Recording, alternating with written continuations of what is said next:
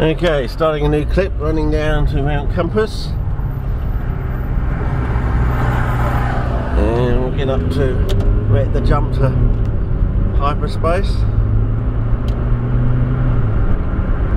and we'll run into Mount Compass and straight onto our site number 1. This was the site I discovered via Google Street View early on in the year. We went down on the 6th or the 8th of January or something this year, so it's still the same year. So we discovered it on Google Street View, went down, saw it, yes, confirmed it was there, took photographs, then the plants were stolen, went back with Steplo and we filmed the holes in the ground, been back again since then, holes are still there almost looking the same. I don't know if that says anything.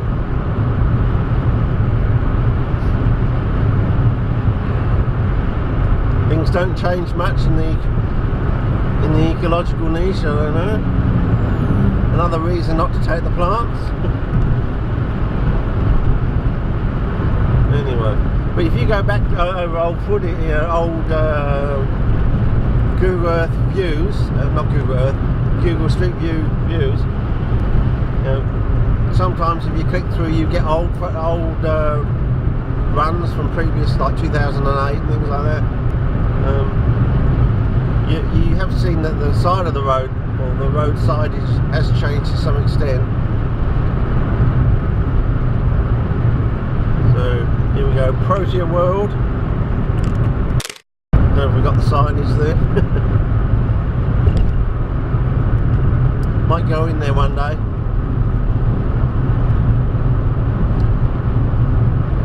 Maybe next year. Should we put that on the wish list for next year? Get ourselves an invite down to Protea World. I mean, if I get one of these drone things, that'll be good. You can fly over the Protea World greenhouses, and you know, I don't know how big the greenhouse is. It might be able to take a small drone in there and just fly it through one of the greenhouses, you know.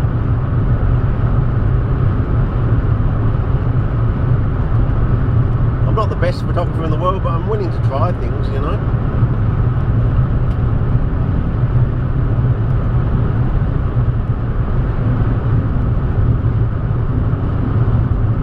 Yeah. I've got a bit of an eye, but nowhere near as good as Gregory North. Have you seen Gregory North's ones? I don't know, he's got a brilliant... He must be snapping off like SD cards like anything on a daily basis. He must be going through like 10 cards a day, I reckon, the way he's going. I saw a lovely image on online last night. It showed these northern European trees, these deciduous trees. Looked like they're going out of a big pool of water, but I think it's just poolage of water on the ground, and it was just taken at the right time of day, and yeah, it was almost like painting on a black matte background sort of thing, and with all these lovely colours, and yeah, it was really nice. Probably half the world has probably seen it by now. Probably been shared so many times. Anyway, I shared it on my Facebook page, so if anyone wants to go and find out what it is, it'll be there somewhere, or you can backtrack to it somewhere. Anyway, we're coming into Mount Compass, and wow, have you seen Mount Moon? It looks bigger now. Hang on, can I pull over and take a shot? Oh yes, I think they... Oh, thanks fellas. Yes, I like the idea of having a pull off, but if you've got the trees in the way, I can't make use of it, so I think it's back out on the road again until... I've got to get up to speed too. Anyway, oh, okay, fair enough. I was trying to get up to speed for you, mate. There's no need to overtake. But have you seen the Mount Moon? It seems, as I said, it waxes and wanes, you know. And if we have a really good 10 years of wet, it'll get rounder sort of thing, you know. He's a bit like one of those Irish bog things, you know. What are they called? Are they called a kettle bog or something like that? I can't remember now. I know they have those sort of barrel bogs or something up in Canada and things like that, whatever. But yeah, I'm down to 60. I need some fresh air.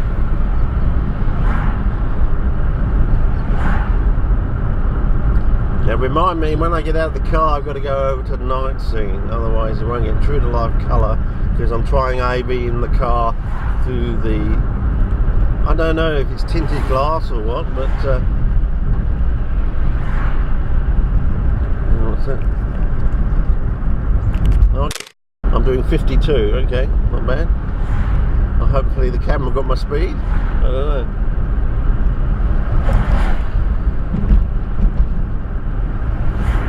See, I like that concept. To me, they're telling you what your speed is, so they're giving you a chance to adjust. Then if you speed beyond that, or by accident or something, well, then you deserve your tickets. I think I quite like that idea.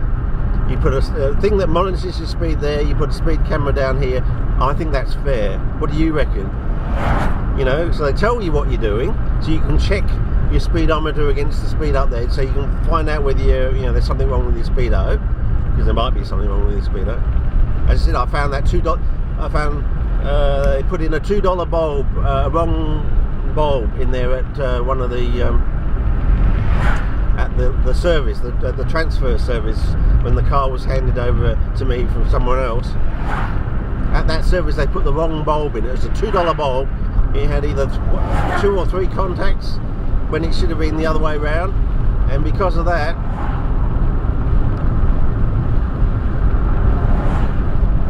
when I have the indicator and the brake pedal down at the same time, the brake light at the back doesn't work. But when you have the brake pedal down, it works, and when you have the indicator on its own, the indicator will work, but not together. Of course, Muggins here tested it with a brick on the brake pedal without the indicator on, so of course it worked then. So yeah, anyway, here we go, coming down to our side. Time to take a shot, I think.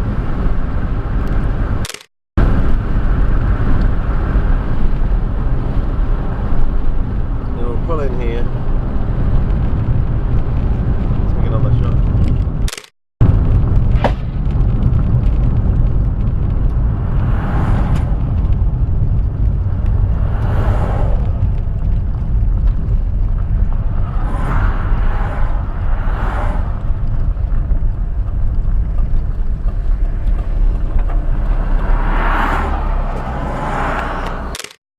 Okay, I just remember I've got to go on to the night scene now.